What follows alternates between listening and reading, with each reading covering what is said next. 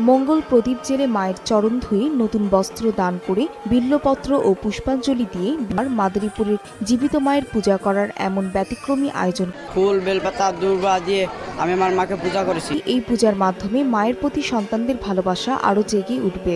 প্রতি ঘরে ঘরে যেন এই মাতৃপূজা অনুষ্ঠিত হয়, এইটাই আমি কামনা করি। মা এমন একটা মানুষ যে সবার অভাব পূরণ করতে পারে, কিন্তু মায়ের অভাব কেউই পূরণ করতে পারে না। মায়ের এক ধার দুধের দাম কাঠিয়া গায়ের চাম, এক ধার দুধের দাম, মায়ের এক ধার দুধের দাম কাঠিয়া গায়ের চাম, পাপস বানাইলেও ঋণের শোধ হবে না, এমন দরদি ভাবে কেউ হবে না আমার মা,